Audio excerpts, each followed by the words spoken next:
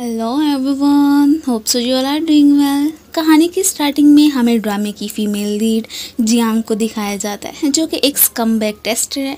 ये लड़कियों के चीटर बॉयफ्रेंड्स की असलियत उनके सामने लाके उनके झूठ पकड़वाती है। आज भी अपने एक मिशन पे ही आई थी। इसका विक्टिम कोई और नहीं बल्कि हमारा हीरो ही था। एक्चुअली में खुद ये लड़के की फ़ोटो क्लियर से देख नहीं पाई थी, सो गलती से हमारे हीरो के सामने आके रोना धोना स्टार्ट कर देती है कि नेक्स्ट मंथ हमारा बेबी होने वाला है और तुमने मुझे छोड़ने का सोचा भी कैसे। प्लीज़ ऐसे हमें छोड़ के मत जाओ, हमारे बेबी का क्या बनेगा। वो हैरान कि ये क्रेज़ी लड़की कौन है। इसने तो यहाँ पे अच्छा खासा वावेला मचा के हमारे हीरो जूजू की इज़्ज़त का फालूदा ही निकाल दिया था। इसके साथ इसका एक बचपन का फ्रेंड भी मिला होता है। वेल, जब उसके थ्रू इसे पता चला था कि उसने गलत लड़के को पकड़ा था तो ये थोड़ी सी एम्बेरस तो होती है। अब तो उस बात को 2 साल ही बीत चुके थे। वो तो अक्सर इसे समझाता भी रहता है कि अपना ये टेस्टर वाला काम छोड़ के पहले अपने होम टाउन जाके डैड के फार्म को संभालो, लेकिन ये मानने को तैयार ही नहीं थी। अब अचानक ही इसे इसकी आंटी की कॉल आ जाती है, जो कि इमरजेंसी में से बुला रही थी। जूजू इतने अरसे बाद अपने कंट्री चाइना वापस लौटा था। इसकी हैंडसमनेस पे तो सारी एम्प्लॉयज़ ही फिदा होके रह गई थी। वो सीधा ऑफिस जो आया था। डैड तो अच्छे से अपने बेटे का वेलकम करते हैं, लेकिन इसके स्टेप मॉम के फेस को देख के साफ लग रहा था कि उसे यू का आना पसंद नहीं आया। डैड और स्टेप मम्मी मिलके यू की मम्मी के ही विलेज में रिजॉर्ट बनाने का सोच रहे थे। अब वो रिजॉर्ट प्रोजेक्ट यू खुद लेने की फरमाइश करता है, पर स्टेप मम्मी नहीं मानने वाली थी। ये भी कहता है कि ठीक है, अगर 3 मंथ के अंदर अंदर मैंने कंपनी में 30% प्रॉफिट वगैरह में इजाफा कर दिया तो आपको ज़रूर वो प्रोजेक्ट मुझे देना पड़ेगा। अब वो भी अग्री कर जाती हैं कि ठीक है, फिर तो देखा ही जाएगा। उन्हें लग रहा था कि ये कभी भी ऐसा नहीं कर पाएगा। अब चूंकि ये दोनों मान गए थे तो डैड को भी इस बात से कोई भी एतराज़ नहीं रहता है। दूसरी तरफ जियांग अपने फ्रेंड को मिला के आंटी के पास पहुंच आई होती है। अब इनके थ्रू उसे पता चल जाता है कि एक्चुअली में जू ग्रुप इनके फार्म को डिमोलिश करके यहाँ पे कोई रिजॉर्ट प्रोजेक्ट बनाने की कोशिश कर रहा है। वेल, ये बहुत घबराई हुई होती हैं कि मैं ऐसा बिल्कुल नहीं करने दूंगी। यहाँ पे वो आंटी को समझाने की कोशिश करती है कि देखिए, आज से 20 साल पहले मेरे डैड ने जू ग्रुप के साथ एक कॉन्ट्रैक्ट साइन किया था, जिसके बलबूते पे वो यहाँ पे अपना काम शुरू कर सकते हैं। वैसे भी डैड का कोई अता पता नहीं है, तो इसलिए हम उन्हें कैसे रोक सकते हैं। लेकिन आंटी मानने को तैयार नहीं होती कि नहीं, मैंने इतनी मेहनत से इस फार्म को इतना बढ़ाया था, लेकिन अब मैं नहीं चाहती हूँ कि वो मेरे सामने आके इसे डिस्ट्रॉय करके रख दे। फिर तभी हमें फ्लैशबैक में दिखाया जाता है कि जियांग जब बहुत छोटी थी तो उसके डैड इसे बिना बताए पता नहीं कहाँ चले गए थे। इसकी मॉम भी नहीं थी, तभी आंटी ने इसे अडॉप्ट किया था। इवन कि वो तो इसके साथ साथ इसके डैड के फार्म का भी बहुत अच्छा ख्याल रखती थी। अब ये यही सोच रही होती है कि मुझे आंटी की खातिर हर हाल में जू ग्रुप में जाके वो कॉन्ट्रैक्ट हासिल करना है, जो कि उन्होंने मेरे डैड के साथ साइन किया था। मगर उसे कॉन्ट्रैक्ट लेना था तो उसके लिए वो अपने फ्रेंड के साथ मिलकर अच्छी खासी प्लानिंग बनाना स्टार्ट कर देती है। वो इसे जू ग्रुप के बारे में सारी इन्फॉर्मेशन ला के देता है। अब उसे पता चलता है कि वहाँ का CEO कोई और नहीं बल्कि हमारा हीरो जूजू ही है। अब इसे किसी न किसी तरह से उस तक अप्रोच हासिल करनी थी ताकि वो फिर उनके इंफॉर्मेशन डिपार्टमेंट में जाके अपना कॉन्ट्रैक्ट ले सके। सो नेक्स्ट अब ये फिर एक पार्टी में पहुंची होती है, जहाँ पे कि हमारा हीरो भी आया था। इसने तो जूजू पे हर तरफ से ही नज़र रखी हुई होती है। अब तभी हमें एक और लड़की को दिखाया जाता है, जो कि उसी के ही किसी एक डिपार्टमेंट की स्पोक पर्सन थी, लेकिन तब जूजू ने उसे फायर कर दिया था। अब वो इसे सीड्यूस करने के लिए आती है, फिर से कह रही थी कि मुझे जॉब पे रख लो, लेकिन ये नहीं मानने वाला था। इस बात से उसे बहुत ज़्यादा गुस्सा आता है। यहाँ पे इससे पहले कि ये यू के पास जाने की कोशिश करती, ये मैडम उसे धक्का देती हुई खुद पहुँच जाती है और अच्छा खासा वावेला भी मचाना इसने स्टार्ट कर दिया था कि इसने मुझे धोखा दिया है, ये मुझे कोई गलत काम करने को कह रहा था, मैंने नहीं किया तो इसने मुझे जॉब से फायर कर दिया। अब सारे रिपोर्टर इसके पास इकट्ठे हो जाते हैं। मिस्टर यू, क्या ये बात सच है? अब यहीं पे मौका का फ़ायदा उठा के हमारी क्यूट सी हीरोइन पहुंच आती है और वो सबको इसकी वीडियो दिखाने लगी थी कि कैसे थोड़ी देर पहले ये यू को सीड्यूस करने की कोशिश कर रही थी और इस सब में यू की कोई भी गलती नहीं है।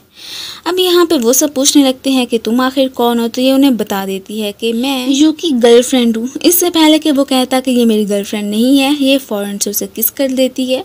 वो तो एकदम शॉक ही रह गया था। अब थोड़ी देर के बाद ये खुद को जूजू से सूचिंग के नाम से इंट्रोड्यूस करवाती है। इसे अपने फ्रेंड के थ्रू पता चला था कि सूचिंग कोई और नहीं बल्कि जू ग्रुप की इकलौती वारिस है। वो बहुत अरसा पहले जर्मनी चली गई थी। उसके रिश्ते की बात जूजू से हुई थी लेकिन तब उसने इनकार कर दिया था। अब उसकी शक्ल तो जूजू ने देखी ही नहीं है, सो तुम वो बन के उसके पास जा सकती हो। सो इसी बात का फ़ायदा उठा के ये यहाँ पे इससे फ्लर्ट करने की कोशिश करने लगती है। इसके इरादे जस्ट इसकी कंपनी तक एक्सेस हासिल करने के ही थे ताकि अपने डैड का ही कॉन्ट्रैक्ट हासिल कर सके। ये जैसे उसके क्लोज जाके उससे कहती है कि मानती हूँ कि तुम काफ़ी हार्ड किस्म के बंदे हो लेकिन तुम्हारी जो भी टाइप है मैं बिल्कुल वैसी सी बन सकती हूँ। लेकिन वो तो साफ इनकार कर देता है और ये भी कहने लगा था कि तुम तो मेरी बिल्कुल भी टाइप की नहीं हो और तुम्हारा फेस तो मुझे ख़ास तौर पे पसंद नहीं आया। ये इस बात से गुस्सा होकर वहाँ से चली जाती है। बेचारी काफ़ी डिसहार्ट होकर रह गई थी। मीन के उस तक अप्रोच हासिल करना आसान नहीं लग रहा है। अब तभी अचानक देखती है कि इसकी किस वाली फ़ोटो तो वायरल हो चुकी है लेकिन इसे इस बात से कोई फ़र्क नहीं पड़ता था। इवन के ये तो उसकी किस को ही भूल जाने का डिसाइड कर लेती है कि वैसे भी पेट को तो मैं अक्सर ही किस करती रहती हूँ तो ये भी वैसे ही समझ के मैं भूल जाऊँगी।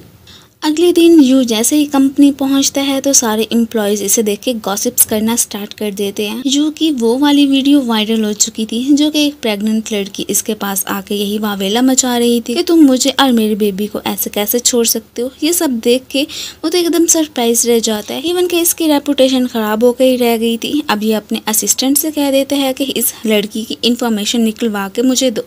मैंने हर हाल में इससे मिलना है कि आखिर इसने मेरे साथ वो सब क्यों किया था। कहीं किसी दुश्मन की तो ऐसी चाल नहीं थी। अगले दिन कंपनी में ये तो बड़े अच्छे से रेडी होकर जू से मिलने के लिए पहुंच आई थी बट काउंटर पे खड़ी लड़की से साफ मना कर देती है कि बॉस ने कहा है कि आपको तो अपने ऑफिस में आने की बिल्कुल भी इजाज़त ना दी जाए। अब फिर हमें एक और लड़की जीजी को भी दिखाया जाता है जो कि एक्चुअली में यू की बचपन की ही फ्रेंड है। वो भी उससे मिलने के लिए जाना चाहती थी बट असिस्टेंट उसे रोक ही जा रहा था। अब इसे तो सारी बात का समझ आ जाती है। ये यहाँ पे उस लड़की को जैसे ही बताती है कि मैं यू की फियांसी हूँ तो ये सुन के वो सरप्राइज मानने को तैयार ही नहीं होती। ये तो फिर किसी ना किसी तरह से उसे गिरा के सबका ध्यान भटका के खुद फिर यू के ऑफिस ही पहुंच आई होती है। वो इसे देख के सरप्राइज था कि मैंने तुम्हें मना नहीं किया था, फिर पहुंच आई हो, आखिर तुम चाहती क्या हो। ये फिर से उसके क्लोज आके उसका एक्सेस कार्ड हासिल करने की कोशिश करने लगी थी।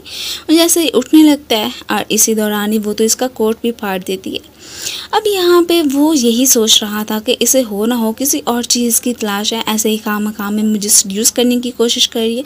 इसने देख लिया था कि ये मेरे कोट में से कोई ना कोई चीज़ तो तलाश कर ही रही थी। बाहर जीजी असिस्टेंट को लाते शाते मार के जैसे ही अंदर आती है तो इन दोनों को इतने क्लोज देख के सरप्राइज रह गई थी। अब ये यहाँ पे उसकी फ़ाइल देखने की कोशिश तो करने लगी थी लेकिन वो साफ मना कर देता है। यह फिर से अपसेट होती हुई वहाँ से चली ही जाती है। डैड को जब से पता चला था कि सूचिंग मेरे बेटे तक अप्रोच हासिल करने की कोशिश कर रही है तो वो तो यही चाहते हैं कि तुम्हारी शादी उससे हो ही जाए तो यही बेहतर होगा। और ये भी कहने लगे थे कि अगर तुम्हें रिजॉर्ट वाला प्रोजेक्ट चाहिए तो उसके लिए हर हाल में सूचिंग से तो तुम्हें शादी करनी ही पड़ेगी।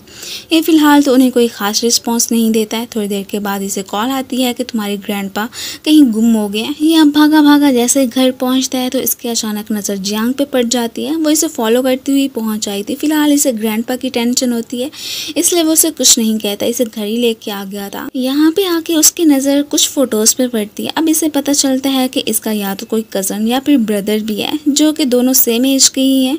डॉक्यूमेंट्स वगैरह को देखते हुए इसे पता चल जाता है कि आज तो यू की ग्रैंडमा की बर्थडे है। तो ये कह देती है कि ग्रैंडपा ज़रूर अपनी फेवरेट प्लेस पे ही गए होंगे, हमें उन्हें वहाँ पे जाके ढूंढना चाहिए। तो वो भी फिर मान जाता है और वाकई में वो तो इस वक्त वहीं पे ही पहुँच आए होते हैं और यू को देखते ही कह देते हैं कि क्या तुम मेरे साथ आके डांस करना पसंद करोगी। वो भी आके करने लग जाती है और इसमें तो उन्हें अपनी वाइफ ही दिख रही होती है। अब यहाँ पे वो अपने पोते को कोई ख़ास भाव नहीं देते हैं। इवन के इससे तो काफ़ी ज़्यादा इम्प्रेस होके रह गए थे। खैर अब ये भी फिर उन्हें अपने घर लेके आ ही चुकी होती है। इस बात के लिए जू जियांग को थैंक यू भी कहने लगा था। अब ये थोड़ी देर के बाद देखती है कि गाड़ी के नीचे एक क्यूट सी कैट है। ये उसे उठाने की कोशिश करने लगी थी। इस सब में यू इसकी हेल्प कर देता है। इवन के उसने इस कैट को अडॉप्ट करने का भी सोच लिया था। अब जियांग ने यू की इतनी ज़्यादा हेल्प कर दी थी सो उसने इसे अपनी कंपनी में काम करने की इजाज़त दे दी थी। ये खुश खुश फिर ऑफिस पहुँचती है और यहाँ पे उसके लिए लंच भी लेके आई थी जो कि मजबूरी में उसे खाना ही पड़ जाता है। इवन के इसने उसे अपना नंबर भी दे दिया था। इस बात से ये तो काफ़ी ज़्यादा खुश हो जाती है। बाद में इसे पता भी चल जाता है कि उस दिन इसने जिस बंदे की इज्जत की धज्जियाँ उड़ाई थी वो कोई और नहीं बल्कि जुजू ही था। तब तो इसका झूठ पकड़ा ही गया था। इससे पहले कि वो पुलिस को कॉल करता या गार्ड्स को कॉल करता, ये तो फ़ौरन से वहाँ से भाग गई थी।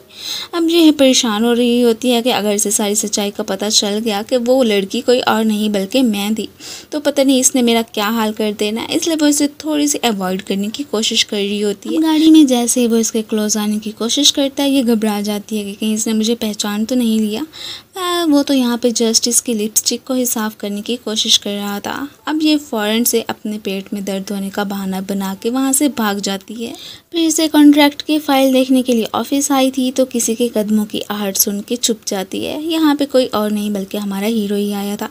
शुक्र है कि उसकी नज़र इस पर पड़ती नहीं है, वरना आज तो पक्का पक्का ये पकड़ी ही जानी थी। अब असिस्टेंट को इसने उस प्रेग्नेंट लड़की की जो भी इंफॉर्मेशन लाने को कहा था वो आके इसे बता देता है कि उसका नाम जियांग है।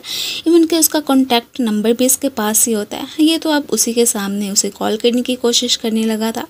ये बेचारी फ़ौरन से साइड पे आके उसकी कॉल सुनती है। उसने तो इसे आज ही खुद से मिलने के आने को ही कह दिया था। ये अपना गेटअप चेंज करके आती है, मास्क वगैरह लगा के, कि मुझे कोई इलनेस है, इस वजह से मैं नहीं चाहती हूँ कि आप लोग भी मेरी वजह से यहाँ पर बीमार हो जाओ। कह रहा वो पूछता है कि मुझे सच सच बताओ कि उस दिन तुमने वो नाटक क्यों किया था और किसके कहने पे किया था। ये कहती है कि नहीं, ऐसी बात नहीं है, किसी के कहने पे नहीं किया था। और ये भी कहने लगी थी कि एक्चुअली मैं स्कमबैग टेस्टर हूँ, तो इसलिए अब जो बॉयफ्रेंड्स अपनी गर्लफ्रेंड्स को चीट करते हैं, मैं बस उन्हें ही पकड़ के उनकी असलियत सबके सामने लाती हूँ। उस दिन गलती से मुझे वो फ़ोटो क्लियर नज़र नहीं आ रही थी तो इसलिए मैंने आपको पकड़ लिया और कोई बात नहीं है। वो तो यहाँ पर उसे कोई अपोलोजाइज वीडियो बना के सबके सामने ये सारी सच्चाई बताने को ही कहने लगा था कि वरना फिर मैंने तुम्हें नहीं छोड़ना। अब बाद में नोट करता है कि जैसे आज यहाँ पे जियांग मिन की सोचिंग ही है, वो इसे इग्नोर करने की कोशिश कर रही है। ये उसे जाके पकड़ लेता है कि तुम ऐसा क्यों कर रही हो, ज़रूर उस वीडियो प्रेग्नेंट लड़की की वजह से ही तुम ऐसा कर रही होगी, लेकिन ऐसी बात नहीं है, वो तो जस्ट एक स्कमबैग टेस्टर ही है। ये कहते हैं कि हाँ मुझे तुम पे पूरा भरोसा है, ऐसी बात नहीं है। रात को इसने जियांग को मैसेज करके मिलने के लिए बुलाया था कि मैं तुम्हें अपनी गर्लफ्रेंड से मिलवाना चाहता हूँ और उसे सारी सच्चाई का बता देना ये सारी असलियत क्या है। ये परेशान हो जाती है कि मैं उसके सामने कैसे जाऊंगी, अब मैं एक दो बन के तो नहीं जा सकती हूँ। अब तभी अचानक इसके शैतानी दिमाग में एक आइडिया आता है। अगले दिन फिर इसने अपने फ्यूनरल का ही बंदोबस्त कर दिया था, जहाँ पे कि इसकी ग्रेव पे मिलने के लिए कोई और नहीं बल्कि हमारा हीरो ही आया था। उसे पता चलता है कि वो स्कमबैग टेस्टर तो किसी एक्सीडेंट में मारी गई है और इवन के मरने से पहले उसने अपोलोजाइज वीडियो भी अपलोड कर ही दी थी। अब ये काफ़ी फ्रेश फील कर रही होती है कि शुक्र है कि मैं अब बच गई हूँ, मेरी सच्चाई तो कभी भी जुयू के सामने आएगी ही नहीं। वो इसे अपने साथ शॉपिंग कराने के लिए लेके आया था कि मैंने तुम्हें अपने पेरेंट्स से मिलवाने के लिए लेके जाना है। इसे कोई भी ड्रेस पसंद आ ही नहीं रही होती। अब फाइनली एक सिंपल सी ड्रेस जैसे ही पहन के आती है, वो तो बस इसे देखते ही रह जाता है और उसके क्लोज आके इसे एक नेकलेस भी पहनाने लगा था।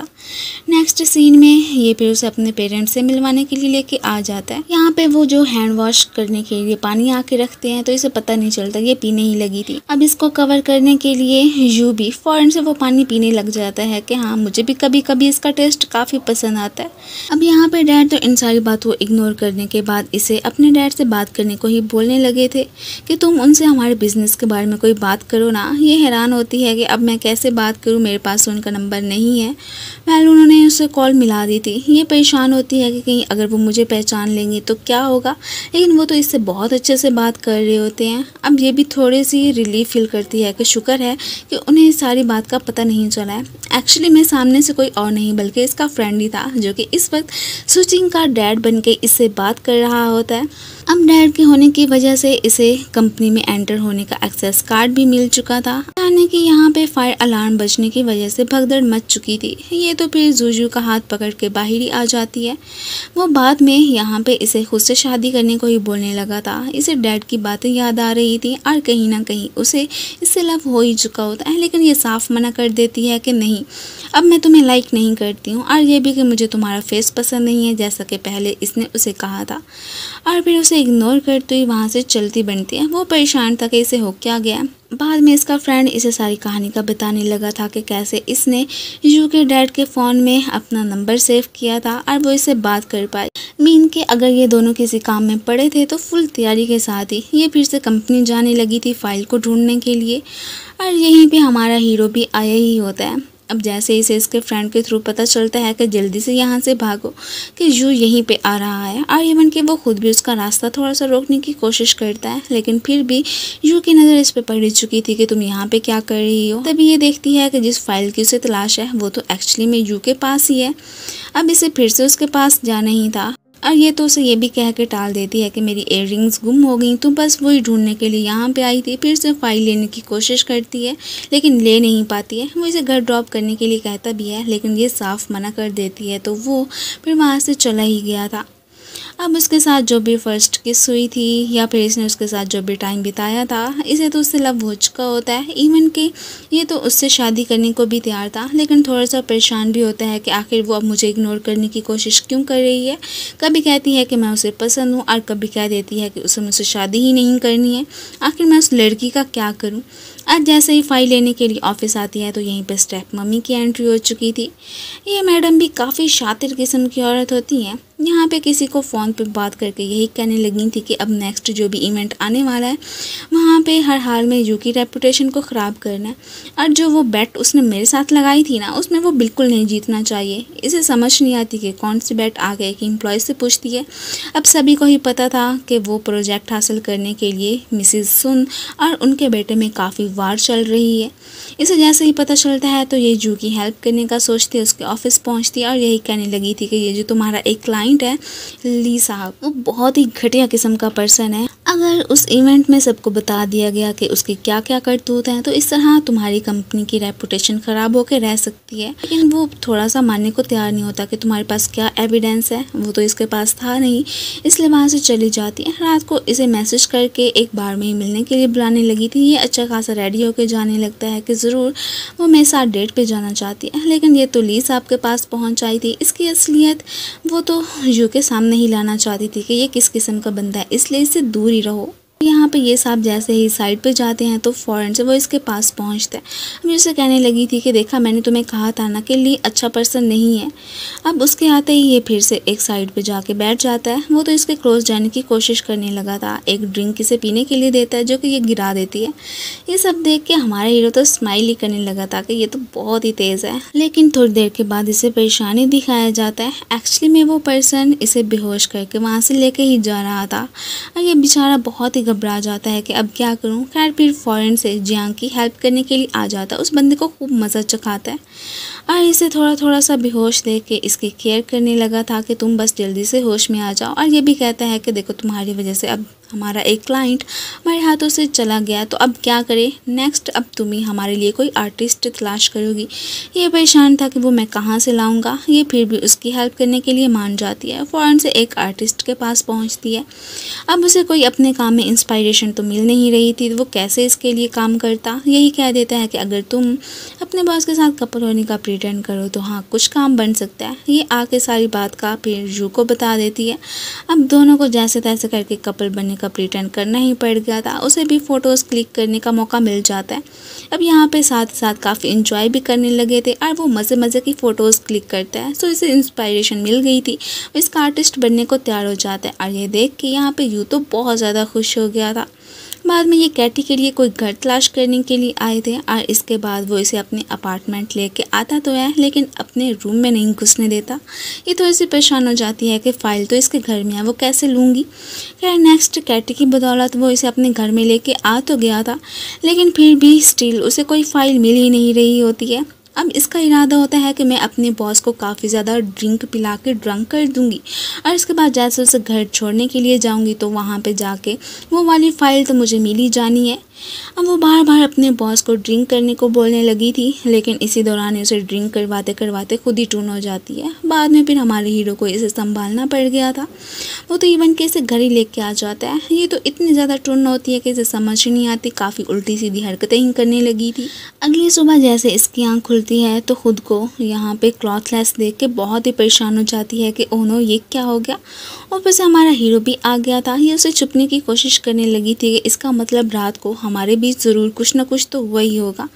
बाद में ये नोट करती है कि जैसे कि इसकी बॉडी पे कोई स्कार का निशान है या इसकी कोई सर्जरी वगैरह हुई है, लेकिन इसके पूछने पे भी उसने कौन सा इसे सब कुछ बता देना था। अब यही कहने लगती है कि देखो अब मैं तुम्हारे साथ रह सकती हूँ, वैसे भी जो कुछ हमारे साथ होना था वो तो रात को हो गया। वो इसे वीडियो दिखाता है कि जैसा तुम समझ रहे हो ऐसा कुछ नहीं है, बल्कि रात को तुमने तो मेरी अच्छी खासी कुट्टी लगा दी थी।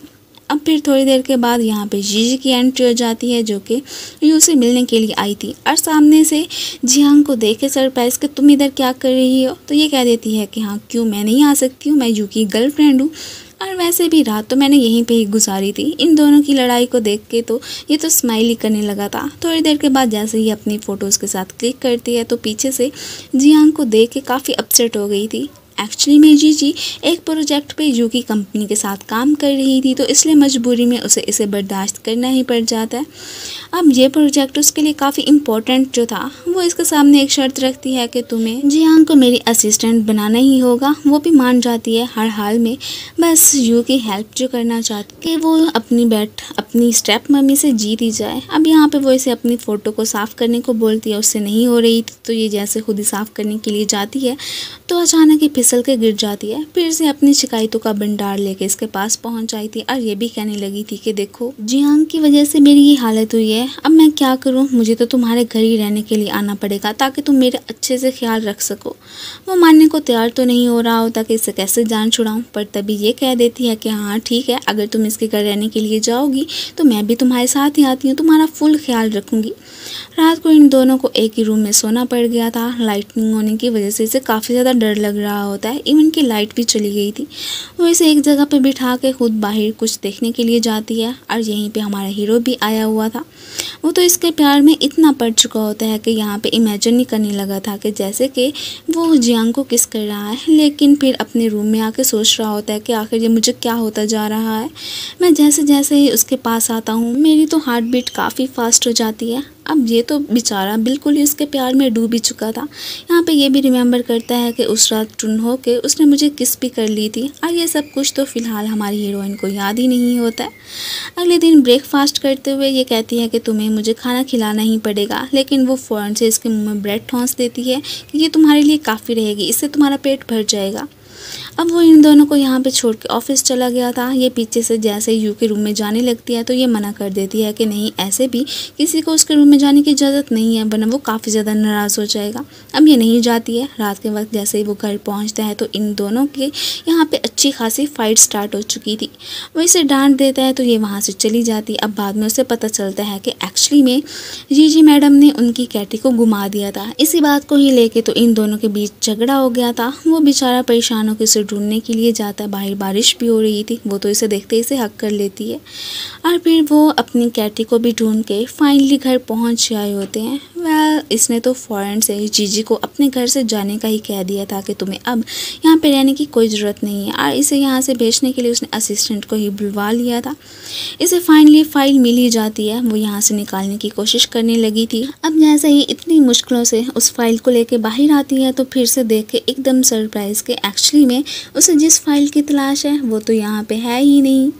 असिस्टेंट तो जी को बहुत ही ज़्यादा पसंद करता है, लेकिन आज तक उसे अपनी फीलिंग्स कन्फेस ही नहीं कर पाया है। एक्चुअली में वो जानता जो है कि ये तो जस्ट यू को ही पसंद करती है। अगले दिन फिर से ये उसके घर पहुंच आई थी। रात को इसने फिर से यू को रिजेक्ट कर दिया था, जिस वजह से वो इससे बहुत ज़्यादा नाराज़ होता है। ये उसे मनाने की कोशिश करने लगी थी।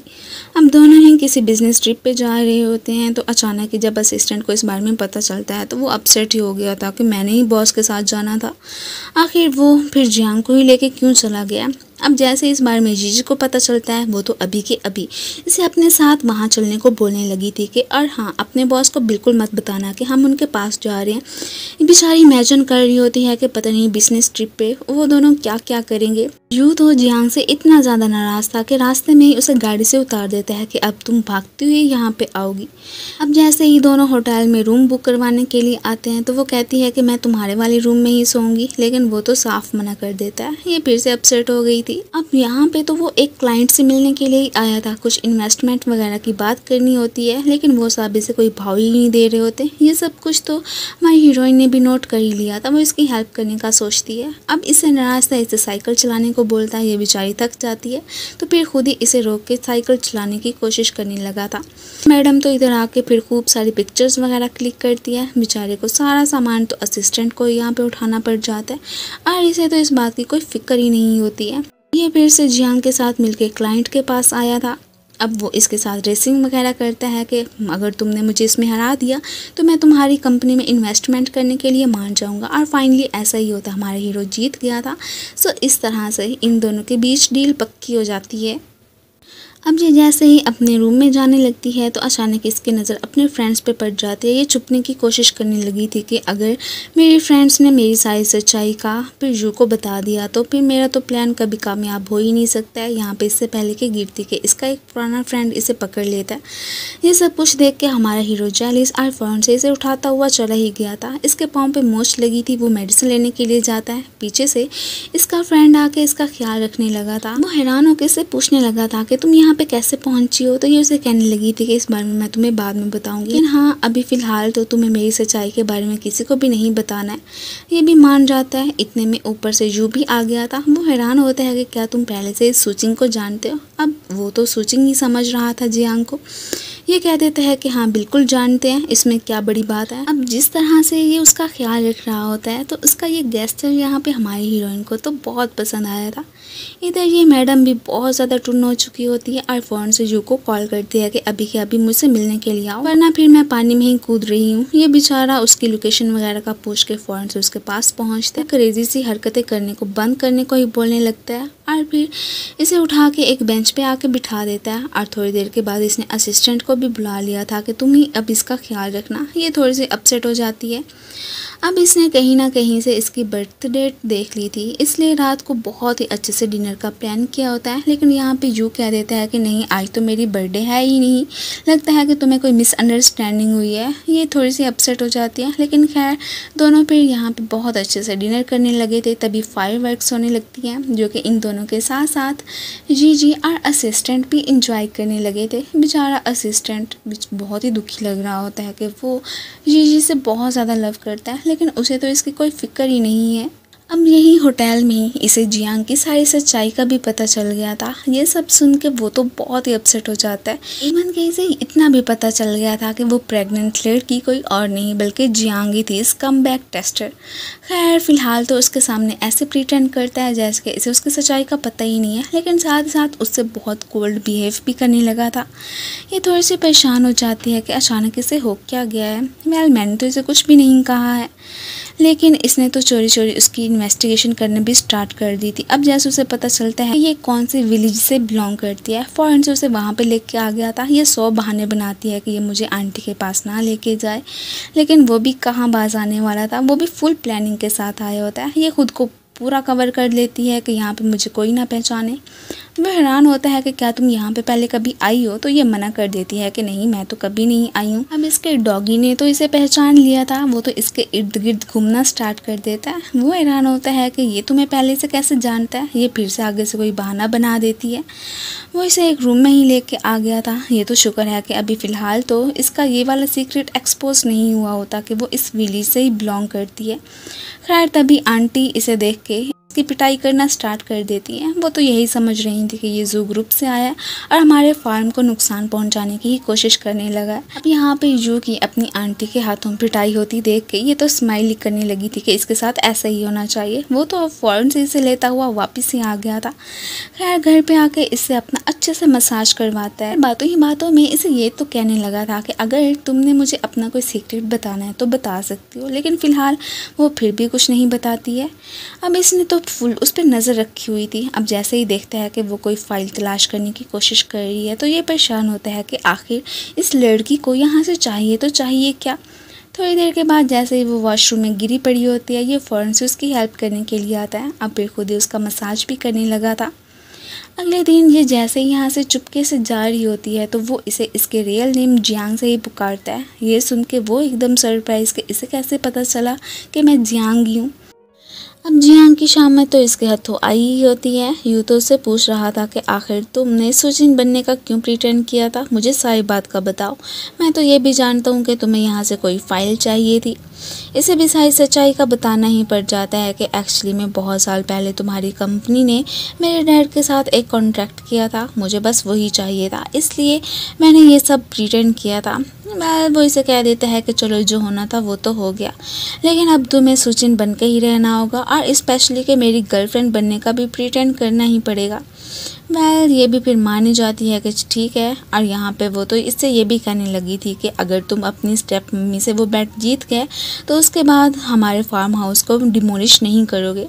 वो भी कह देता है कि ठीक है, मैं तुम्हारी बात मानने के लिए तैयार हूँ। सो इस तरह इनके बीच कॉन्ट्रैक्ट हो जाता है।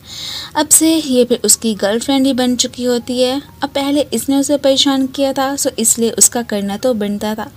वो तो इस पे अभी से ही अपने ऑर्डर चलाना स्टार्ट कर देता है। इस बात से ये तो बहुत ज़्यादा चिढ़ जाती है कि इस बंदे को आखिर मसला क्या है। रात को यू को कोई ख़ास नींद नहीं आ रही होती तो वो इसे अपने पास से बिठा के कह देता है कि तुम्हें यहीं पे सॉन्ग प्ले करके ही रखना है।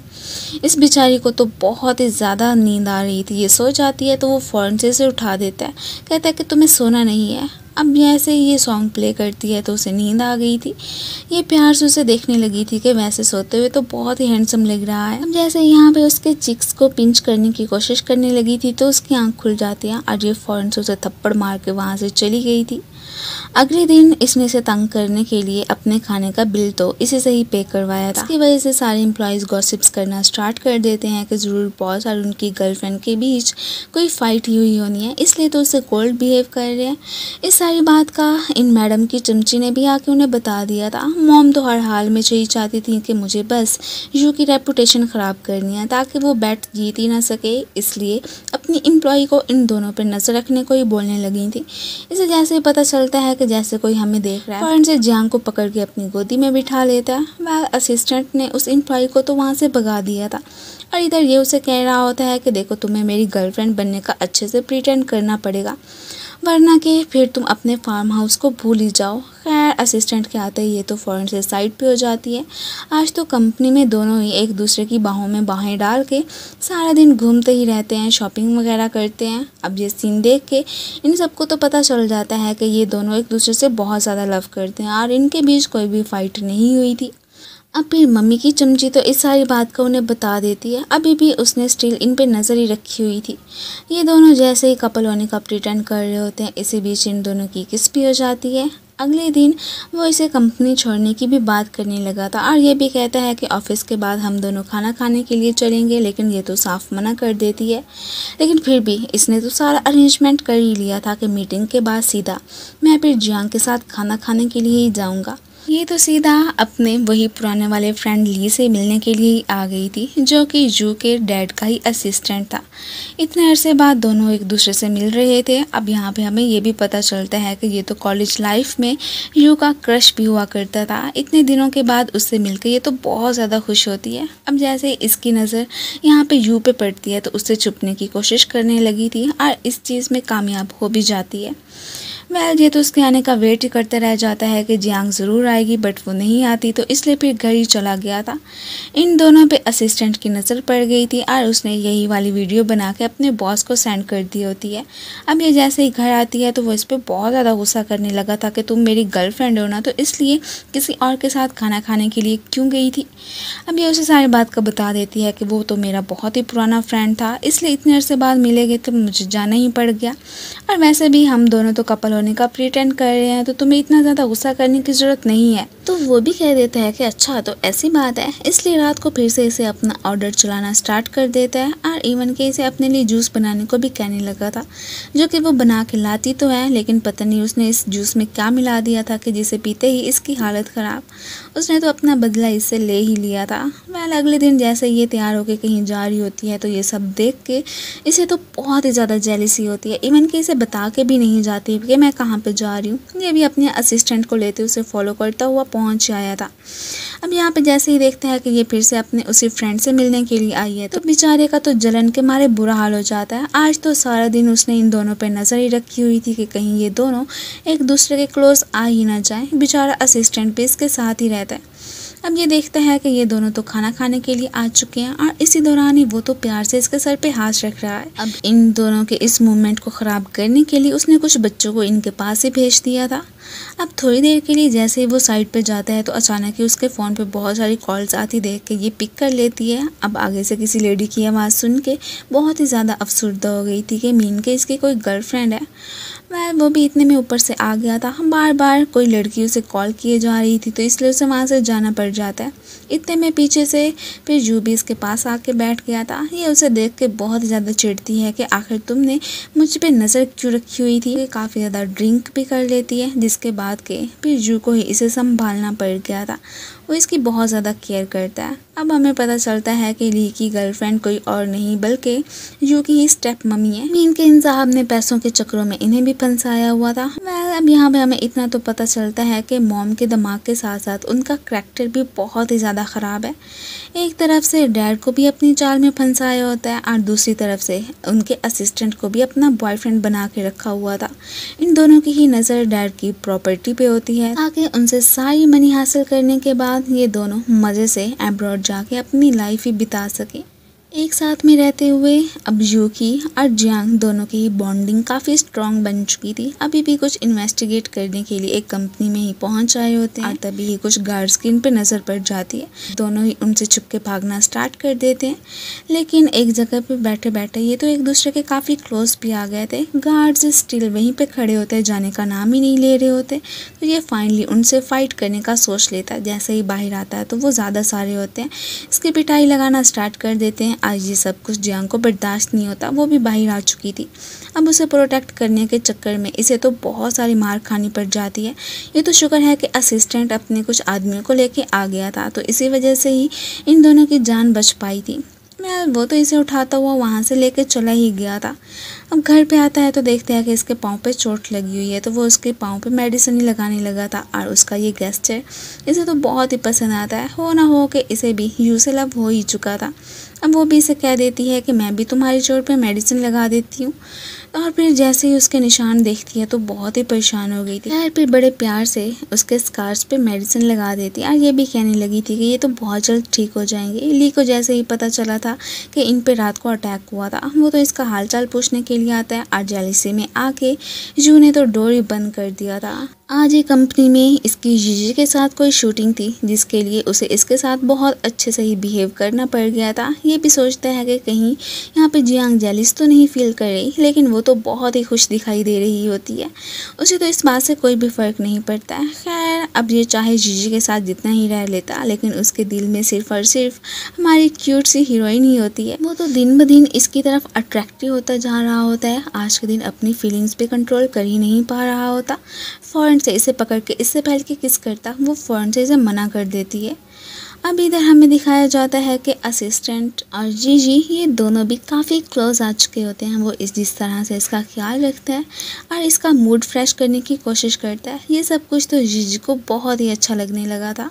अगले दिन ये जैसे ही उठ के बाहर निकलती है तो देखती है कि जू इसके लिए ब्रेकफास्ट बना के गया। ये तो बड़े मज़े से आके वो खाना खाने लगी थी। कंपनी में जैसे ही इसकी नज़र जू पे पड़ती है तो ये चुपके से उसकी फ़ोटोज़ ही क्लिक करने लगी थी। अब जू जानता था कि यहाँ पे पूरे स्टाफ को बहुत ज़्यादा काम करना पड़ रहा है, उन्हें तो कोई इंस्पायरेशन मिल नहीं रही है, तो इसलिए फ़ौरन से उन्हें ट्रिप पे ले जाने का ही डिसाइड कर लेता है। और ये भी कहने लगा था कि कल सब लोग तैयार होके आ जाना।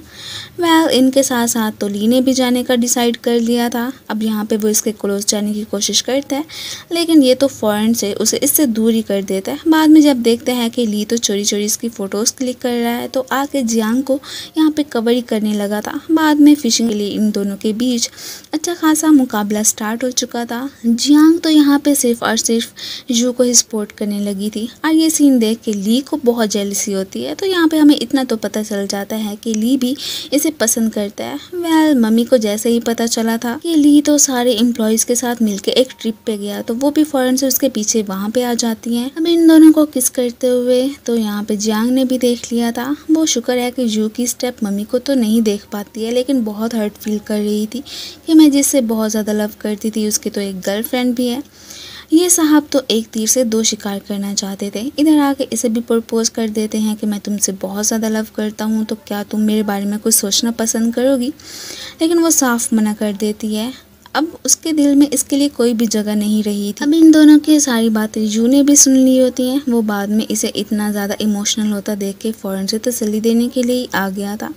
अब लाइफ में ऐसा तो होता रहता है, इसलिए उसे मूव ऑन करने को ही बोलने लगा था। उसे सारी बात का पता जो चल गया था कि इसका तो अपने फ्रेंड पे बहुत बड़े वाला क्रश था। असिस्टेंट जी का इतना ज़्यादा ख्याल रखने लगता है कि उसे भी एहसास हो जाता है। और यहाँ पे हमें इतना भी फील होता है कि जैसे कि हो ना हो जीजी को भी असिस्टेंट से लव हो ही चुका है। आज सारे दिन कंपनी में ये नहीं आई थी तो ये परेशान होता है और उससे पूछने लगा था कि तुम आखिर इतनी ज़्यादा अपसेट क्यों हो, जो होना था वो तो हो गया है। वेल तुम्हें पता था मैं तुम्हें लेके कितना ज़्यादा परेशान हो गया था कि पता नहीं तुम कहाँ पे चली गई हो। वेल ये सब कह के वहाँ से चला जाता है।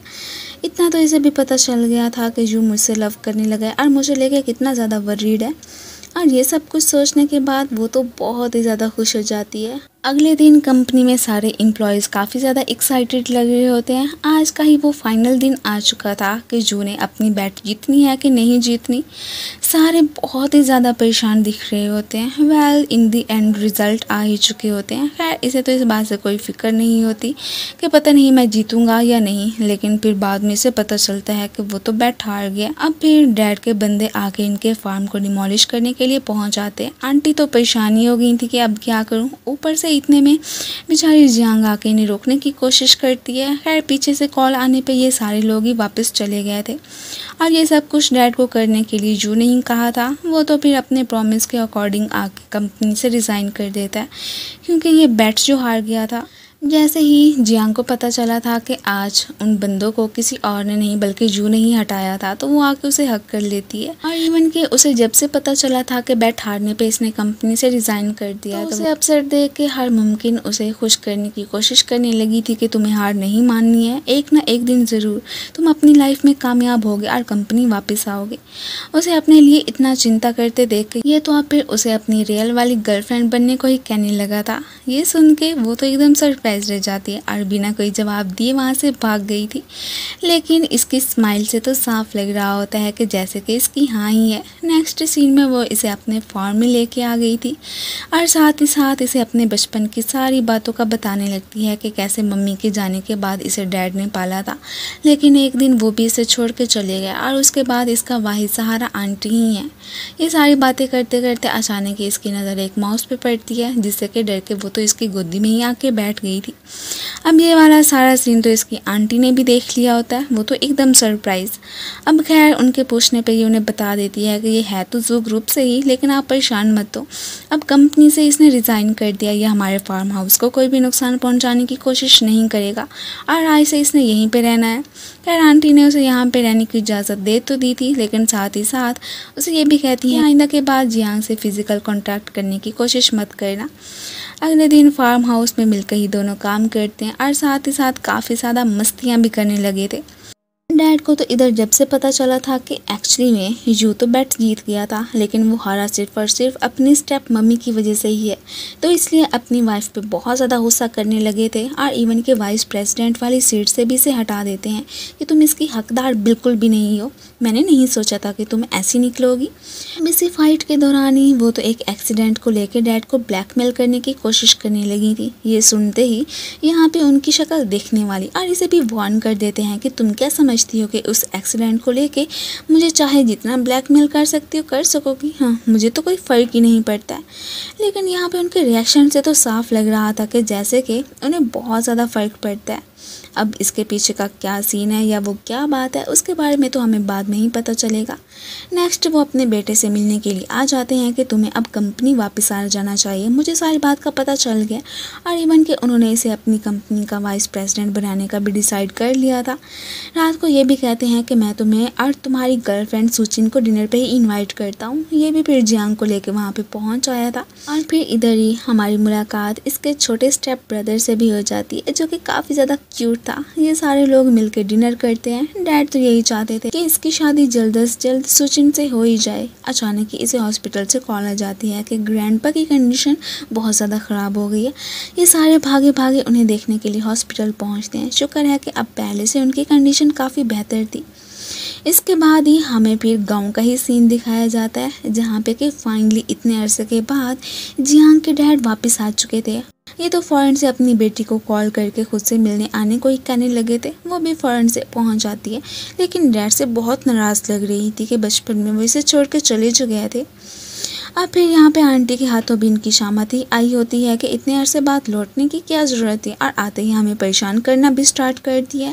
जीजी को भी रियलाइज़ हो चुका था कि उसके दिल में सिर्फ और सिर्फ असिस्टेंट ही है, इसलिए फ़ौरन से उसे अपना बॉयफ्रेंड उसने बना ही लिया था। और ये सब कुछ तो इसके लिए काफ़ी शॉकिंग होता है। डैड तो अपनी बेटी के लिए बहुत सारे गिफ्ट्स लेके आए थे, इसलिए यहाँ पे उसे एक वेडिंग ड्रेस भी गिफ्ट कर देते हैं कि ये तो मैंने स्पेशली तुम्हारे लिए ही बाई की थी, क्योंकि मुझे पता चला है कि तुम बहुत जल्दी एक लड़के से शादी करने वाली हो। अगले ही सीन में हमें दिखाया जाता है कि जियांग तो अपने लिए वेडिंग ड्रेस सेलेक्ट करने के लिए आई थी, और इसे यहाँ पे लाने वाली कोई और नहीं बल्कि यू की स्टेप मम्मी ही होती हैं। वो तो इसे वेडिंग ड्रेस में देख के बस देखते ही रह जाता है। ये काफ़ी ज़्यादा प्रीटी जो लग रही थी, वो तो हर लिहाज से इसका ख्याल ही रखने लगा था। डैड को जैसे ही पता चला था कि मेरी बेटी तो अपने लिए वेडिंग ड्रेस सेलेक्ट करने गई है, तो वो तो फ़ौरन से इसके पास ही पहुँच आए होते हैं। लेकिन यहाँ पे हमें इतना तो फील होता है कि वो अपनी बेटी की मोहब्बत में यहाँ पे नहीं आए हैं, बल्कि उनका इरादा तो अपना फार्म हाउस बेच के पैसे लेके फिर से यहाँ से फरार होने का ही है। कितने मीन है ना ये। डैड ने अब फिर से अपने बेटे को कंपनी वापस से बुला लिया था। यही अनाउंसमेंट कर देते हैं कि तुम फिर हमारी कंपनी के वाइस प्रेसिडेंट ही बन गए हो। सारे एम्प्लॉयज़ ही इसका बहुत अच्छे से वेलकम करते हैं और बहुत ज़्यादा खुश भी लग रहे थे। इसके साथ साथ जियांग भी यहाँ पे पहुँच आई होती है। दोनों ग्रैंडपा को देखने के लिए भी जाते हैं, जिनकी की कंडीशन पहले से काफ़ी ख़राब तो होती है। वो इस वक्त काफ़ी ज़्यादा रेस्ट कर रहे थे। इन दोनों की उनकी चिंता तो हो रही थी कि पता नहीं ये कब ठीक होंगे। आज ये कंपनी एक अननोन पर्सन इस एक प्रोजेक्ट की बात करने के लिए आया था, और इवन के ये भी कहता है कि क्या तुम्हें पता है कि जियांग के डैड ने मुझे अपना फार्म हाउस सेल कर दिया और सारे पैसे ले लिए। ये सुन के वो सरप्राइज के ऐसा तो हो ही नहीं सकता है। वो नेक्स्ट सीन में उनसे मिलने के लिए आ गए थे कि आपने क्या सोचा था कि वो फार्म हाउस बेच देंगे? ऐसा बिल्कुल नहीं होगा। अभी तक हमारा वही वाला कॉन्ट्रैक्ट जो कि आज से बहुत साल पहले आपने साइन किया था, और हाँ, उस फार्म हाउस को बेचने का सोचना भी मत। यहाँ पे उसे इतना तो अंदाज़ा हो ही चुका था कि इसे अपनी बेटी से कोई भी लगाव नहीं है। ये भी कहते हैं कि अगर आपको पैसों की ज़रूरत है तो आप मुझसे मांग सकते हैं, और उस पर नज़र जमाने की ज़रा भी कोशिश मत कीजिएगा। इससे मिलने के बाद वो सीधा जियांग के पास पहुंचता है। दोनों आज बहुत ही अच्छा सा टाइम स्पेंड करते हैं। अभी भी उसके डैड वाली बात का उसने इसे नहीं बताया था कि ऐसे ही खामा में परेशान हो जाएगी। इसने तो बहुत सोचने समझने के बाद उस पर्सन से फाइनली वो फार्म खुद ही बाय करने का सोच लिया था, और असिस्टेंट के साथ मिलके कुछ डॉक्यूमेंट्स वगैरह यहाँ पे बना लेता है। और उस पर्सन से फाइनली पैसे वगैरह देने के बाद इसने वो वाला फार्म अपने नाम ही करवा दिया था कि अब तो कोई टेंशन ही नहीं रहेगी। सीधा डैड के पास आ जाता है और उनकी असलियत तो उनकी बेटी के सामने ही खोल देता है, और ये भी कहने लगा था कि आइंदा के बाद जियांग को तंग करने का आप सोचना भी मत। आप जो उसके सामने दिखावा करने की कोशिश करते हैं कि आप उससे बहुत ज़्यादा लव करते हैं, ये तो आपको अब छोड़ ही देना चाहिए। अब यहाँ पे उसने तो ये फार्म हाउस सीधा जियांग के नाम ही करवा दिया था कि तुम्हें अब टेंशन लेने की ज़रूरत नहीं है, सब कुछ ठीक हो जाएगा।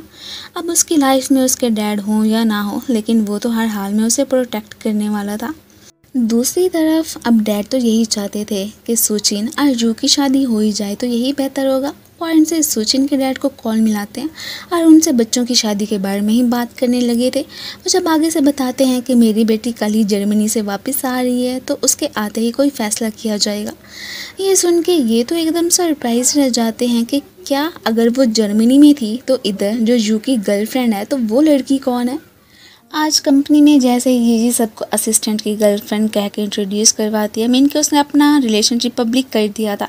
ये सब सुन के सभी एकदम शॉक। यहाँ पे जू और जियांग दोनों को इनके लिए अच्छा लग रहा होता है। इसके बाद ही सीधा जियांग और ये दोनों मिलकर शॉपिंग करने के लिए आती हैं, और इसी शॉपिंग मॉल के बाहर ही हमारी नज़र सुचिन पे पड़ती है। मीन के फाइनली वो जर्मनी से वापस आ ही चुकी थी। अब उसे जो ड्रेस चाहिए होती है वो तो एक्चुअली में जियांग ने बाय कर ली थी, लेकिन वो इसे गिफ्ट के तौर पर दे देती होती है। ये देख के वो तो खुश हो गई से थैंक यू बोलने लगी थी। अब जैसे ही सुचिन वो वाली ड्रेस पहन के बाहर निकलती है तो कुछ किडनैपर्स उसे लेके भाग जाते हैं। नेक्स्ट सीन में हमें स्टेप मॉम को ही दिखाया जाता है जो कि ली के सामने अपना रोना धोना स्टार्ट कर देती हैं कि देखो सुचिन को कुछ लोग किडनैप करके लेके गए हैं और उन्होंने ही मुझे फ़ोटो सेंड की है और मुझसे बहुत सारे पैसे मांग रहे हैं, मैं कहाँ से लेके आऊँ। अब इनकी नज़र में तो वो जियांग ही थी। एक्चुअली में इसने जियांग को ही किडनैप करवाने की कोशिश की थी। सारा किया दरा मम्मी का ही होता है, लेकिन अब उन्हें क्या पता कि सामने से तो रियल वाली सुचिन ही है। अब ये तो उसे यही कहने लगी थी कि देखो ली अब तुम ही कुछ कर सकते हो, उसे जाकर छुड़वा आओ। ये तो उसके लिए परेशान हो गया था और फ़ौरन से यहाँ पे जियांग को कॉल्स करता, वो पिक नहीं कर रही होती तो बेचारा उसके लिए इतना ज़्यादा टेंशन में आ गया था कि फ़ौरन से उसे ढूंढने के लिए निकल पड़ता है। अब उसकी किडनैपिंग वाली फ़ोटो तो हमारे हीरो को भी भेजी जा चुकी थी। ये देख के वो सरप्राइज और इसे जियांग की बहुत ही चिंता होने लगी थी कि आखिर उसे किसने किडनैप कर लिया। बेचारा फ़ौरन से ही ऑफिस से निकल पड़ा था। इसे तो बर्दाश्त नहीं हो रहा था कि वो इन किडनैपर्स को पकड़ के उनका बुरा हाल कर दे। इसने एड्रेस का पता चला लिया था कि वो गुंडे उसे कहाँ पे लेके गया। फ़ौरन से वहाँ पे पहुँचते और उनकी आके इधर खूब सारी धुलाई भी करने लगा था कि आखिर मेरी गर्लफ्रेंड को टच करने की तुम लोगों की हिम्मत भी कैसे।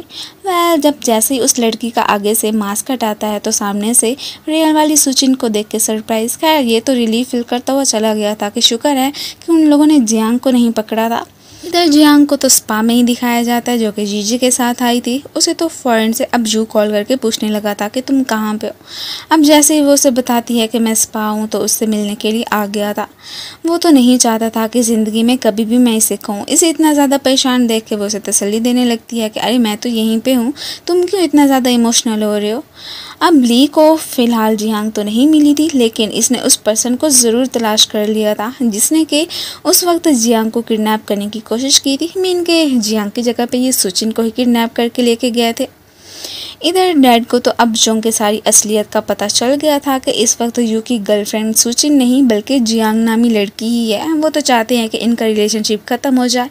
कभी भी वो उसे अपनी डॉटर एक्सेप्ट करने को तैयार ही नहीं थे, लेकिन ये तो साफ मना कर देता है कि मुझे कोई फ़र्क नहीं पड़ता है कि मेरे पास खड़ी लड़की सुचिन है या जियांग, बस मैं इससे ही लव करता हूँ और आपके कहने पर बिल्कुल भी इसे नहीं छोड़ने वाला हूँ। वो तो अपनी गर्लफ्रेंड को लेकर बहुत ही पॉजेसिव था।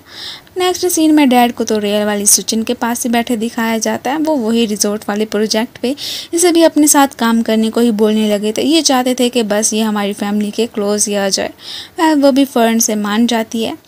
ये फिर से एक बहुत ही ब्यूटीफुल सी प्लेस पे आ चुके थे और यहाँ पे वो तो इसे ये भी कहने लगा था कि देखो मैं तुमसे बहुत ज़्यादा लव करता हूँ, मैं नहीं चाहता हूँ कि मैं कभी भी तुम्हें अपनी लाइफ में खोऊं। दोनों अपनी लाइफ में बहुत ही ज़्यादा खुश नज़र आ रहे होते हैं। इधर नेक्स्ट सीन में हमें फिर रियल वाली सुचिन को कंपनी में ही दिखाया जाता है जो कि न्यू प्रोजेक्ट पे अब इसके साथ काम ही करने वाली थी और काफ़ी ज़्यादा एक्साइटेड भी लग रही होती है। अब चूँकि काम के सिलसिले में ही कंपनी आई होती है तो इसलिए ये भी उससे अच्छे से बात करता है। खैर उसे कोई एतराज़ नहीं था कि उसके साथ काम करे या ना करे। वो फिर सुचिन को आके सारे एम्प्लॉय से इंट्रोड्यूस करवाता है और साथ ही साथ फिर हमारे क्यूट सी हीरोइन को भी इंट्रोड्यूस करवाने लगा था कि ये मेरी गर्लफ्रेंड है। हमें ली को ही दिखाया जाता है जिसने कि उस किडनैपर को पकड़ लिया था। उसे यकीन था कि हो ना हो इसका जू फैमिली के साथ कोई ना कोई तो कनेक्शन ज़रूर है, इसलिए वो चाहता था कि ये उन्हें उनकी सारी इन्फॉर्मेशन निकाल के दे दे। लेकिन फ़िलहाल तो वो अपनी यहाँ पे ज़बान खोलता ही नहीं है। यू जियांग से बहुत ज़्यादा लव करता है, इस बात का एहसास तो इसे हो चुका था, लेकिन यहाँ पे इसे इस बात की ज़्यादा फिक्र नहीं होती है। सुचिन जियांग को अपने साथ कहीं घूमने फिराने के लिए लेके आई थी और इससे पहले कि इधर फिसल के वो गिरती तो ये उसका हाथ पकड़ने की कोशिश करती है और इसी दौरान ही सुचिन कहीं जगह पे जाके गिर गई थी। ये तो शुक्र है कि यू इन दोनों को देखने के लिए ही आया था। उसकी जैसे ही नज़र सुचिन पे पड़ती है तो वो उसे उठा के वहाँ से लेके जाने लगा था। अपनी हेल्प करने पर तो ये फिर उसे थैंक यू ही बोलने लगी थी। इसके बाद जैसे कि वो उसका ख्याल रख रहा होता है, ये सब देख के इसे तो अंदाज़ा हो ही चुका था कि मैं ऐसे ही खामा में इन कपल के बीच में आने की कोशिश कर रही हूँ, वरना कि ये तो एक दूसरे से बहुत ज़्यादा लव करते हैं। लेकिन अब ये वाली बात डैड को कौन समझाए। आज डैड ने ली की जो टाई देखी थी, ये सब देख के उन्हें तो शक पड़ जाता है कि ऐसी सी बिल्कुल मुझे मेरी वाइफ ने भी तो गिफ्ट की थी, कहीं इन दोनों का कुछ चक्कर तो नहीं चल रहा है। इसलिए उन्होंने अपने एक आदमी को यहाँ पे हायर कर लिया था कि तुमने मेरी वाइफ पे और असिस्टेंट लीड दोनों पे ही नज़र रखनी है। ऑफिस में जैसे ही जियांग इन दोनों को साथ में देखती है कि कैसे ये उसकी केयर कर रही है, वो बहुत ही अपसेट हो गई थी। मैं यू को डिज़र्व ही नहीं करती हूँ। आज तो डैड ने जानबूझ के दोनों फैमिलीज़ का एक डिनर का अरेंज करवा दिया था, जहाँ पे कि उन्होंने यू को भी बुलवाया ही होता है। वो तो यहाँ पे प्रोजेक्ट की कम जबकि अपने रिलेशनशिप की ज़्यादा ही बात करने लगे थे कि क्यों ना यू और फिर सुचिन की शादी करवा दी जाए, इस तरह हमारा बिजनेस तो बहुत ही आगे बढ़ जाएगा। इसी दौरान ही अचानक ही इधर जियांग को एक कॉल आ जाती है कि प्रेसिडेंट को एक फ़ाइल चाहिए, इसलिए जो एड्रेस बताया जा रहा है वहाँ पे आ जाओ। ये जैसे उधर पहुँचती है तो इन दोनों फैमिलीज़ को साथ में देख के बहुत ही अपसेट हो गई थी। अब इनकी बातें सुन के उसे अंदाज़ा हो जाता है कि हो ना हो कल को यू को सुचिन से शादी करनी पड़ेगी, और वैसे भी शायद मैं उसके लिए कोई मायने रखती ही नहीं हूँ। वहाँ से चली जाती है। इधर ये जैसे ही घर पहुँचता है तो फ़ौरन से इसके पास आके इसे हग कर लेता है। वो तो इसे बहुत ज़्यादा लव करता था, लेकिन अभी ये उसके सामने ये शो नहीं करवाती है कि आज दोपहर के वक्त उसने क्या देखा था। मम्मी जो कि असिस्टेंट ली से मिलने के लिए आई थी, आगे से अपने पति को देख के एकदम सरप्राइज रह जाती हैं। वेल उनका भांडा तो इनके सामने फूट ही चुका था। अब उन्हें सारी सच्चाई का पता चल चुका होता है कि इसका असिस्टेंट ली दोनों का अफेयर चल रहा है। वो तो इस पर बहुत ज़्यादा गुस्सा करते हैं, इवन कि उन्होंने इसे छोड़ने तक का डिसाइड कर लिया था कि तुम क्या समझती थी कि मुझे कभी तुम्हारी चालों का पता नहीं चलेगा। वेल यहाँ पे उन्होंने तो इनकी बहुत ज़्यादा इंसल्ट कर दी थी, और कोई भी इनकी एक्सप्लेनेशन सुनने को तैयार ही नहीं होते हैं। अब तो शुक्र है कि किडनैपर के मुंह में भी ज़बान आ ही चुकी होती है। वो असिस्टेंट ली को जू फैमिली का एक सीक्रेट बताने लगा था कि आज से बहुत अरसा पहले मिस्टर जू ने अपने बड़े भाई और भाभी को एक्सीडेंट करके मरवा दिया था। उनका एक ही बेटा रैन बचा था पीछे। वह अब वो सारी उनकी प्रॉपर्टी हथियाना चाहते थे, इसलिए उन्होंने फिर से एक एक्सीडेंट क्रिएट किया जिसमें कि उन्होंने रैन को मरवाने की कोशिश की थी। लेकिन आज तक वो इस बात से बेखबर है कि उस एक्सीडेंट में रैन नहीं बल्कि उनका अपना ही बेटा जुजू मारा गया था। मीन कि अब कंपनी जो भी पर्सन संभाल रहा है वो कोई और नहीं बल्कि रैन ही है, उनके भाई का बेटा। और इस बात का अभी फ़िलहाल तो डैड को भी पता नहीं होता। ये तो फ़ौरन से जियांग के पास पहुँचता है और उसे भी सारी बात का बता देता है कि तुमसे अब तक जुजू झूठ ही बोलता आया है, वो एक्चुअली में रैन ही है, मीन के जुजू का कज़न। ये सुन के ये सरप्राइज़। वह इससे पहले कि कोई भी रिएक्ट करती, ये साहब तो इधर ही बेहोश हो जाते हैं। इसे उसकी फ़िक्र होने लगी थी। फ़ौरन से असिस्टेंट ली को लेकर हॉस्पिटल पहुंचती है, और आज तो हॉस्पिटल में डैडी से मिलने के लिए आए थे और इसे बता देते हैं कि तुम्हें अब कुछ भी छुपाने की ज़रूरत नहीं है, मुझे पता चल गया है कि तुम्हारा और मेरी वाइफ का अफेयर चल रहा है। वो तो इस पर बहुत ज़्यादा भड़क जाते हैं। वह अब वो भड़कते या ना भड़कते, ये भी उन्हें ब्लैकमेल करने लगा था कि क्या आपको पता है कि आपका इतना बड़ा सीक्रेट मैं जानता हूँ। आज से जो अरसा पहले आपने एक्सीडेंट करवाया तो मुझे पता है कि उसके पीछे कौन है। वेल डैड तो ये सुन के एकदम शॉक ही रह जाते हैं और काफ़ी परेशान भी दिख रहे थे। अब से तो जियांग जुजू को इग्नोर करने की कोशिश करने लगी थी। उसे लिफ्ट में देख के इससे पहले कि वहाँ से जाती अपनी फ्रेंड के धक्का देने पे सीधा वो उसकी बाहों में जाके गिरती है। वह फिर थोड़ी देर के बाद फ़ौरन से लिफ्ट को छोड़ के वहाँ से चली ही गई थी। वो जैसे इससे कोई बात करने के लिए आता है, ये स्टिल उसे इग्नोर किए जा रही थी। वो हैरान होता है कि आखिर इसे हो क्या गया है। दूसरी तरफ हमें घर पर डैड को ही दिखाया जाता है, जो कि आके अपनी वाइफ पर बहुत ज़्यादा गुस्सा करने लगे थे कि मुझे सच सच बता दो कि उस किडनैपर को तुमने कहाँ पे संभाल के रखा है। मुझे पता चला है कि उसे किसी ने पकड़ लिया है और ये सारी चाल तुम्हारी ही हो सकती है। लेकिन यहाँ पे ये तो उन्हें कुछ भी बताने को तैयार नहीं होती है। इन दोनों का लड़ाई झगड़ा तो इनका छोटा बेटा भी देख रहा था। अब छोटों बच्चों के सामने ऐसा करेंगे तो वो बेचारे बहुत ज़्यादा डर जाएंगे ना, तो ये भी बेचारा घबरा के घर ही छोड़ के चला जाता है। बाद में जैसे ही मॉम को इस बारे में पता चलता है तो वो अपने बेटे को लेके बहुत ही ज़्यादा परेशान हो गई थी कि पता नहीं वो कहाँ पे चला गया। इधर फार्म में हमें फिर इन तीनों को भी दिखाया जाता है। इस वक्त तो जुजू को जस्ट ये जानना था कि आखिर जियांग उससे नाराज़ क्यों है, मुझसे क्या गलती हो गई है। यू का छोटा भाई भागता हुआ सीधा इसके फार्म में पहुंच आया था और यहाँ पे जियांग उसकी फुल केयर करने लगी थी। यू तो अपने छोटे भाई को देख के एकदम सरप्राइज ही रह गया था। वेल उसे बता देती है कि कैसे ये उसके पास पहुंचा। अब तभी फिर हमें मम्मी को भी दिखाया जाता, उन्होंने इसे यहाँ पे बुला लिया था। वो तो अपने बेटे की केयर करने पे जियांग को थैंक यू ही बोलने लगी थी। अब अचानक ही बाहर बहुत तेज़ बारिश हो जाती है, जिसकी वजह के जियांग और बाकी सारे तो यहाँ से जा ही नहीं सकते थे, इसलिए उन्हें आज के दिन तो इधर ही स्टे करना पड़ गया था। यहाँ पे अचानक ही मम्मी की नज़र ली पे पड़ जाती है। अब इन दोनों का क्या रिलेशनशिप था, इस सब के बारे में जियांग और जीजी दोनों को भी पता चल गया था, लेकिन अभी फ़िलहाल किसी को भी कुछ नहीं बताती हैं। ये लोग सारे मिलकर यहाँ पे डिनर करने लगे थे। अगले दिन कंपनी में फिर हमें सुचिन को ही दिखाया जाता है, जो कि इसे गुड बाय कहने के लिए आई थी कि मैं अब जर्मनी वापस जा रही हूँ और हाँ, फ्यूचर में हम लोग काम के सिलसिले में तो मिलते ही रहेंगे। दोनों यहाँ पे काफ़ी अच्छे फ्रेंड्स जो बन चुके थे। इधर मम्मी ने सोच लिया था कि मैं अब सारे पैसे लेके लिली के साथ अब्रॉड चली जाऊंगी और अपनी लाइफ वहीं पे बिताऊंगी। जैसे ही यहाँ पे गाड़ी में जा रही होती हैं तो अचानक ही इनका एक्सीडेंट हो जाता है, जिसकी वजह से कि उनकी तो डेथ ही हो गई थी। जाने से पहले सोचिन तो जियांग से मिलने के लिए ही आती है। बाद में स्टेप मम्मी के मरने की न्यूज़ तो ली ने भी देख ली थी। यहाँ पे अफसरदा होने की बजाय वो तो बहुत ही ज़्यादा खुश नज़र आ रहा था। अब फिर हमें पता चलता है कि उनका एक्सीडेंट असल में करवाया भी इसी नहीं था। अब जो पैसे उसे उनसे चाहिए होते हैं वो तो इसे मिल ही चुके होते हैं। अब ग्रैंडपा की डेथ हो चुकी थी। ये सारी न्यूज़ जैसे ही इस बेचारे को पता चलती है, यूँ तो बेचारा बहुत ही दुखी लग रहा था कि इस दुनिया में एक वाहिद ग्रैंडपा ही थे जो कि मुझे लेके सिंसियर थे और वो भी इस दुनिया से चले गए।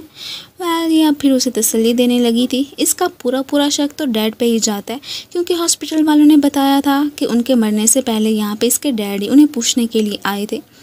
अब इसे तो और ज़्यादा डैड पे गुस्सा आ रहा होता है कि मैं उन्हें बहुत जल्दी एक्सपोज करके उनका सारा काम तमाम कर दूंगा। अब ये तो उसका बहुत अच्छे से ख्याल रखने लगी थी। इसे कोई फ़र्क नहीं पड़ता था कि ये जूजू है या कि रैन है, वो बस हमेशा इसके साथ रहना चाहती थी। नेक्स्ट सीन में दिखाया जाता है कि ये उसे अपनी ही एक आंटी से मिलवाता है, जो कि कोई और नहीं बल्कि जूजू की ही मम्मी होती है और इसकी आंटी। डैड को जैसे ही पता चला था कि आज कंपनी में उनकी एक्स वाइफ आई हैं, तो वो तो फिर उन पर बहुत ज़्यादा गुस्सा करने लगते हैं। ये भी उन्हें पता नहीं चलता कि एक्चुअली में इधर तो लाइव स्ट्रीमिंग हो रही है।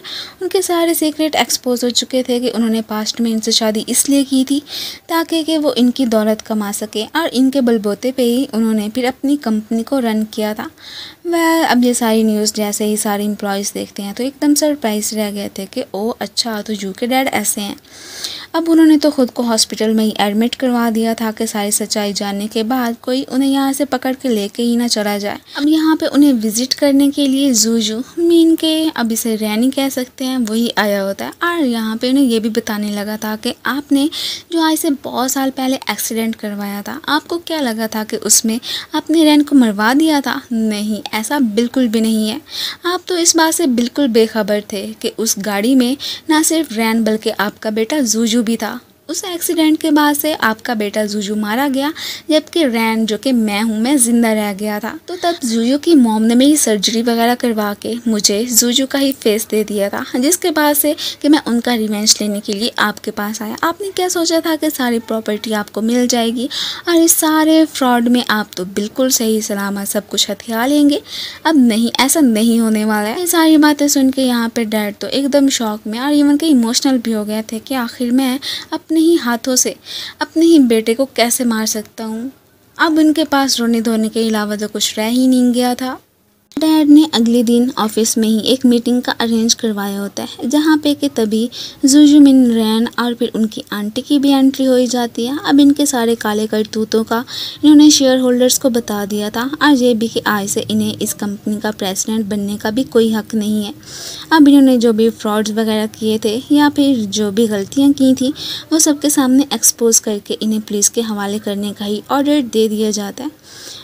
ये सारी बातें तो ली भी सुन रहा होता है। अब उसने भी जो गलत काम किया था फ्रॉड वगैरह के केस में, उसे भी अब जेल ही जाना पड़ना था और इस बात से वो तो बहुत ही दुखी लग रहा होता है। खैर, इन सबको इनके अंजाम तक पहुंचाने के बाद सारे एम्प्लॉयज़ तो रैन का बहुत अच्छे से वेलकम करते हैं। आज से उनकी कंपनी का प्रेसिडेंट कोई और नहीं बल्कि यही था। उन सब के सामने ही ये तो ऑफिशियली अब जियांग को शादी के लिए प्रपोज भी कर देते हैं कि क्या तुम हमेशा हमेशा के लिए मेरी ज़िंदगी का हिस्सा बनोगी? उसकी तो यहाँ पे हाँ ही होती है। ये तो बहुत ही प्रीटी सी रिंग उसे पहना देता है। उसके बाद हमें नेक्स्ट सीन में इन दोनों को जियांग के विलेज में ही दिखाया जाता है, जहाँ पे कि ये अपनी लाइफ में बहुत ज़्यादा ही खुश लग रहे होते हैं। और इन दोनों के इसी हैप्पी मोमेंट के साथ ही इस ड्रामे की हैप्पी एंडिंग हो जाती है। Thank you for watching. So guys, आप लोगों को ये ड्रामा कैसा लगा मुझे कमेंट्स में ज़रूर बताइएगा। और हाँ, अगर आप लोगों को मेरी वीडियो अच्छी लगती है तो प्लीज़ इसे लाइक शेयर एंड कमेंट भी कर दिया करें। सो मिलते हैं फिर नेक्स्ट वीडियो में, तब तक के लिए गुड बाय एंड अपना ख्याल रखना।